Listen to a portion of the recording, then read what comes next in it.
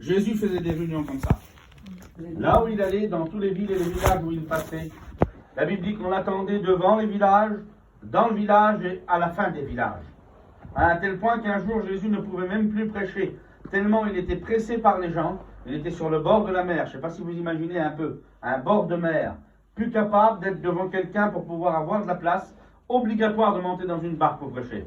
Imaginez un peu les gens qu'il y avait qui venaient écouter Jésus. La Bible dit dans Jean 7, 46 que des hommes ont pu rendre témoignage de lui. Et ils ont dit ces mots: jamais homme n'a parlé comme cet homme. Et je voudrais vous dire, et Dieu le sait ce soir, c'est lui qui doit vous parler. C'est pas mon message qui compte, le message des prédicateurs. C'est le message de Jésus. C'est le mot de Dieu pour ta vie. Et Dieu a un mot pour toi ce soir. Parce qu'il est celui qui a créé la bouche. Il est capable de parler. Il sait ce qu'est-ce qui se passe dans les cœurs, Dieu, lui. Il sait ce qu'il y a à l'intérieur de nos cœurs. Personne ne nous connaît comme lui. Dieu connaît tout, il sait tout et il voit tout. Il n'y a rien que Dieu ne peut pas calculer ni compter. Les hommes d'aujourd'hui essayent de compter les étoiles, la NASA. Ils ont prouvé 10 puissance 22 étoiles. Ils n'arrivent pas à trouver le nombre. Ils disent on en trouve tous les jours des milliards et des milliards. On ne peut pas donner un nombre. Psaume 147 et verset 4. Il dit l'Éternel compte toutes les étoiles et à chacune d'elles il donne des noms. Alléluia. Voilà le Seigneur que nous savons, le Dieu que nous servons. C'est le Dieu qui connaît toutes les étoiles et à chacune d'elles il puisse donner des noms. Ce soir il te connaît par cœur. Il sait qui tu es. Il te connaît. Il peut t'appeler par ton nom ce soir. C'est écrit dans Ésaïe 49, verset 16. Il dit, j'ai marqué dans la paume de mes mains, j'ai marqué ton nom. Je voudrais te dire ce soir que dans les mains du crucifié, il y a 2000 ans, à Golgotha, il a marqué le nom de tous les hommes, le nom de toutes les femmes. La Bible dit que Dieu veut que tous les hommes soient sauvés et parviennent à la connaissance de la vérité. Ce soir, Dieu veut sauver ton âme. Ce soir, tu peux venir à Dieu et tu peux revenir si tu t'es éloigné. Dieu a de la place pour tout le monde. Au ciel, il y a de la place. Et l'amour de Dieu, elle est insondable. Dieu n'est pas un homme. Il n'est pas comme nous. Nous, on peut pardonner une fois, 2 fois, 3 fois. Et puis des fois, l'homme, il pardonne sans oublier. Bien souvent. On l'a écouté plein de fois, ça. Je te pardonne, mais j'oublierai pas ce que tu m'as fait. Ça, c'est l'homme. Dieu pardonne et il oublie. La Bible dit qu'il prend nos péchés, qu'il les jette derrière lui. Il les voit même plus. Pourtant, Dieu voit tout. Et il les jette et il tombe dans les profondeurs de la mer. Symbole que Dieu n'y pense plus. Son amour est tellement grand qu'elle efface le péché. Amen. La Bible dit dans Apocalypse chapitre 20, elle dit à celui qui nous a aimés et qui nous a délivrés de nos péchés par son sang. La croix, elle a une puissance de délivrance. Jésus peut délivrer ton âme du péché ce soir. Amen. Il peut te délivrer complètement de ta misère, de tout ce que tu fais. Vous avez écouté le témoignage des frères qui sont là, des étudiants. Ah ben, je le dis en vérité, et Dieu le sait que c'est vrai. Ces témoignages-là sont les nôtres. Nous aussi, on n'était pas des garçons qui ont été élevés dans la vie chrétienne. Mais un jour, nous avons rencontré Jésus. Amen. Et ce Jésus-là, il est le même hier, aujourd'hui, éternellement. Et nous allons voir ensemble dans la Bible ce qu'il a pu faire. Parce que je peux parler jusqu'à demain si je ne prêche pas la Bible. Je prêcherai pas grand-chose. Mon message, il n'apporte pas la vie à moi. C'est elle qui apporte la vie. Amen. Amen. La parole vivante et permanente de Dieu. C'est une parole vivante. Elle a plus d'efficacité qu'une épée à quelques tranchants. Elle a plus d'efficacité qu'une bombe nucléaire. Parce que l'évangile en grec c'est dynamisos. Et dynamisos c'est de la dynamite. Et ce soir, l'évangile, ton cœur, c'est une pierre à toi. Ah ben, il va être posé dans ton cœur ce soir. La dynamite de l'évangile. Et elle va faire exploser le cœur de Pierre pour que Dieu puisse y entrer. Amen. C'est Paul qui disait, c'est bon, je n'ai pas honte de l'évangile. Nous n'avons pas honte de l'évangile. J'avais honte de témoigner quand j'étais jeune garçon, quand je me suis converti, que j'ai donné mon cœur à Dieu, que je suis devenu un chrétien. Mais avec le temps, le Saint-Esprit, la Bible dit qu'on n'a pas reçu un esprit de timidité, Amen. Mais un esprit de force, d'amour et de sagesse. Amen. Et ça, c'est l'Esprit de Dieu. Et c'est le Saint-Esprit qui rend cette réunion possible ce soir. Amen. Qui rend les témoignages possibles, les chants possibles, la prédication possible. Sans le Saint-Esprit, on ne peut rien faire, vous comprenez bien. Je ne peux pas vous changer à vous, moi. Qui c'est qui va changer un homme ici? Personne. Il n'y a que Dieu qui convainc, la Bible dit, le Saint-Esprit de Dieu, qui convainc les cœurs de péché, de justice et de jugement. Amen. Ce soir, je crois devant Dieu que Dieu peut faire quelque chose pour toi. Je rentre dans mon message maintenant. Livre de Jean, l'Évangile, chapitre 21, versets 24 et 25. C'est ce disciple qui rend témoignage de ces choses et qui les a écrites. Et nous savons que son témoignage est vrai. Le disciple qui a écrit l'évangile de Jean, il dit, je rends témoignage de ces choses, et ces choses sont vraies. Je les ai écrites, je les ai vues. Je suis aussi un témoin oculaire, comme Luc dit, j'ai vu ce qui s'est passé. Et voici ce qu'il dit, au verset 25. Jésus a fait encore beaucoup d'autres choses. Si on les écrivait en détail, je ne pense pas que le monde même pourrait contenir les livres qu'on écrirait. Les 4 évangiles que nous connaissons, toutes les histoires de la Bible, de l'évangile, de Matthieu jusqu'à Jean et Actes des Apôtres et tout ce qui suit après jusqu'à l'Apocalypse, ces livres sont inspirés par le Saint-Esprit. La Bible dit dans 2 Timothée 3,16 que toute écriture est inspirée de Dieu. Et tout ce que Jésus a fait, la Bible dit, si on écrirait tout le monde entier ne pourrait pas contenir les livres. Pas des bibliothèques, le monde entier dans sa grandeur, avec tous les villages du monde, avec tous les océans du monde, l'océan serait rempli par ce qu'il a fait. La Bible dit qu'un jour il est venu dans une ville, et dans cette ville-là, il y avait un homme. Cet homme, c'était un paralytique, depuis 38 ans il était là.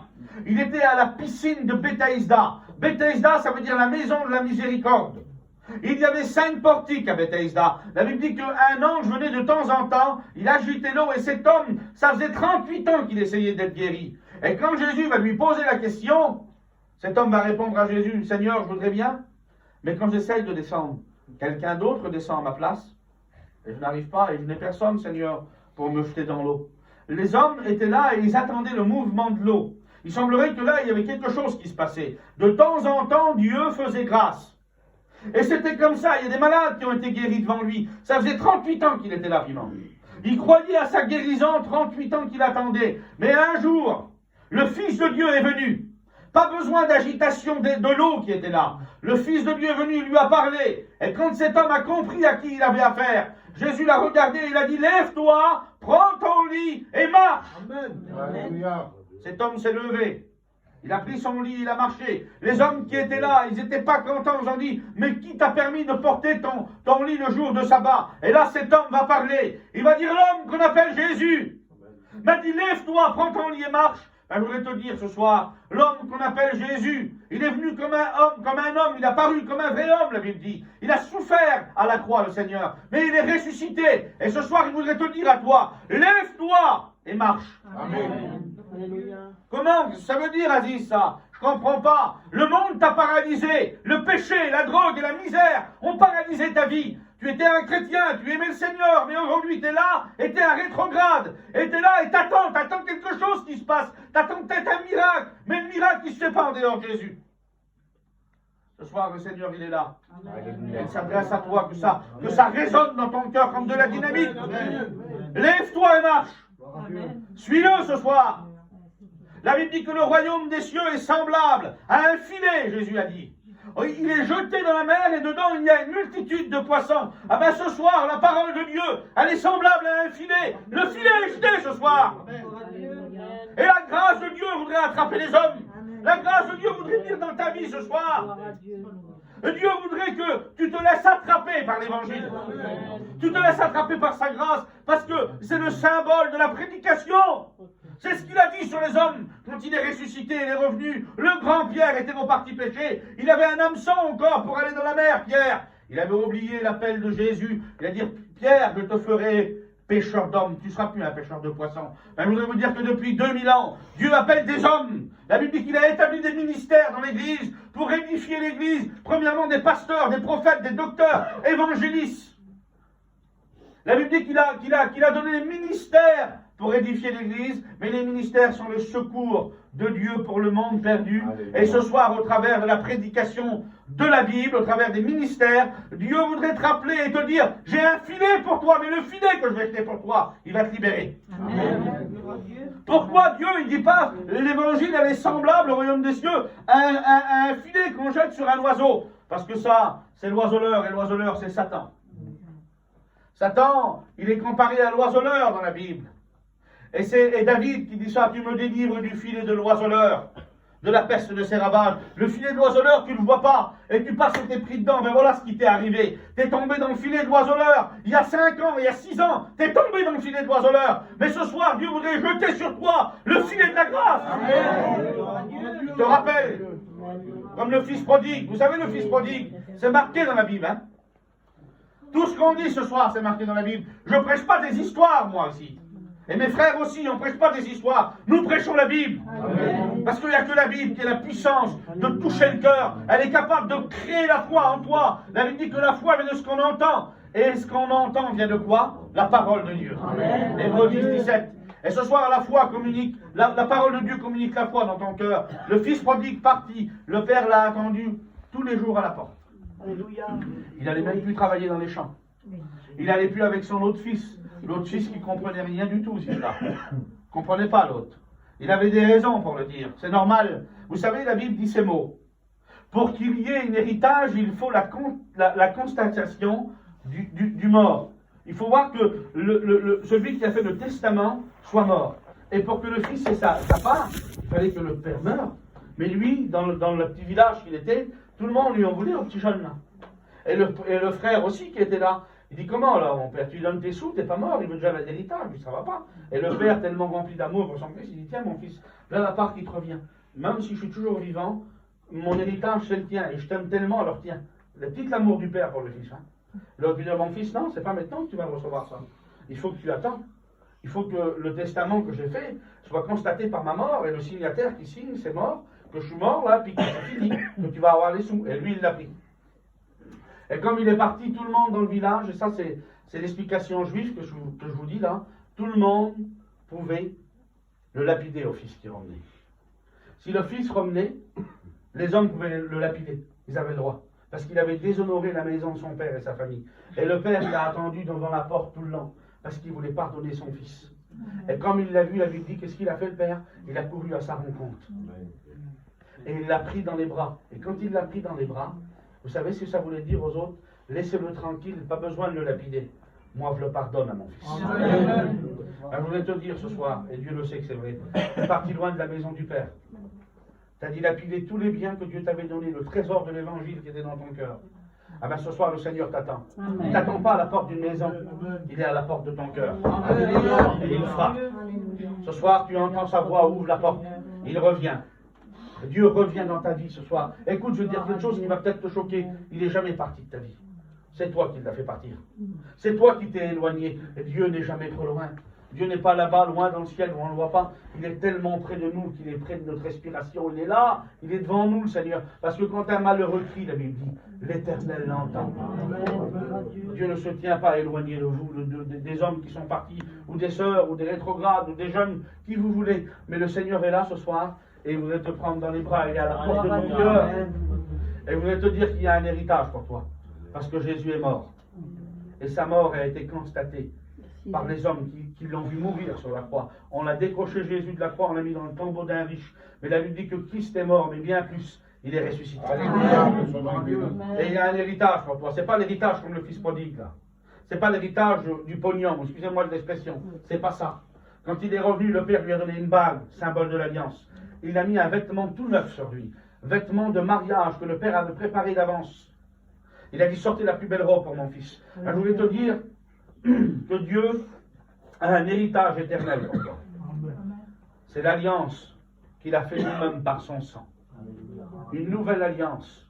Cette alliance-là a la puissance de destruction sur le péché et sur les œuvres ténébreuses.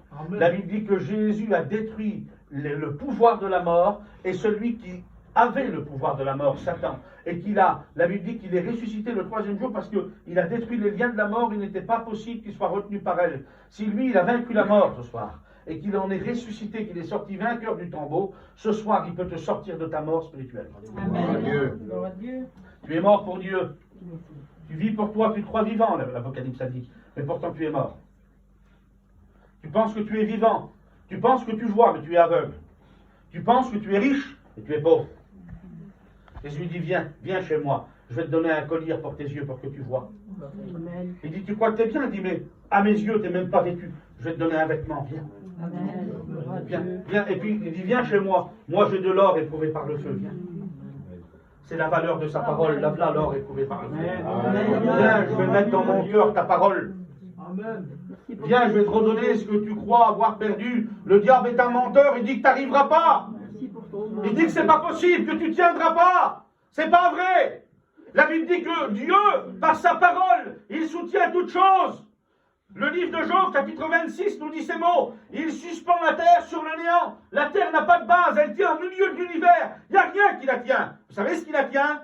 C'est ça, au commencement, Dieu créa les cieux et la terre. Et il dit que la lumière soit, et la lumière est arrivée. C'est la parole que Dieu a annoncée qui fait tenir la terre dans l'univers. Ah ben la parole de Dieu ce soir sera ton fondement à toi. Et tu tiendras jusqu'à ce qu'il revienne. Alléluia. Le diable, c'est pas vrai ce qu'il dit, c'est un menteur. Dieu peut te faire tenir.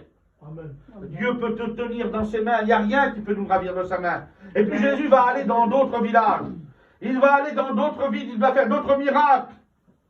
La réunion de ce soir ne serait pas assez longue. Et toute une vie de prédication, on n'en dira pas assez sur ce qu'il a fait. Mais un jour, il va faire quelque chose. Il va faire quelque chose qui va bouleverser la terre entière jusqu'à aujourd'hui. Et on prêchera toute la vie, on prêchera les miracles, mais bien plus encore la crucifixion. Un jour, il va donner sa vie.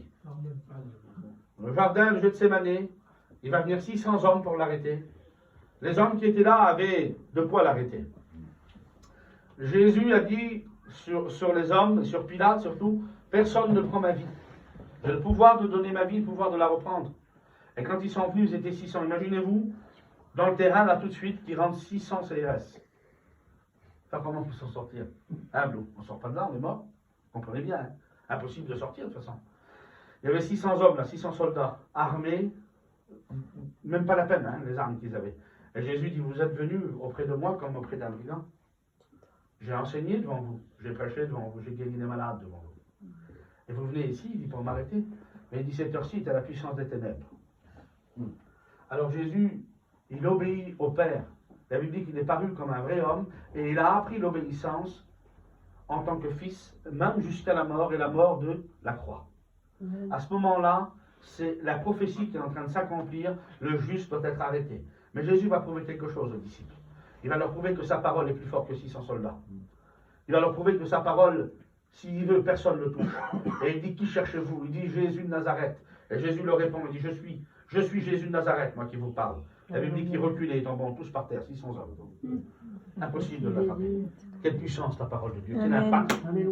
Elle fait reculer 600 hommes, elle est tombée par terre. Ils se relevant, les 600 hommes, quel bruit.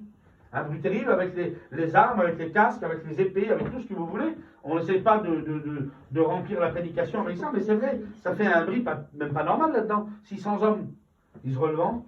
Il y en a un courageux là qui redemande. Et Jésus dit, qui cherchez-vous? Et puis il redit, lui, Jésus de Nazareth.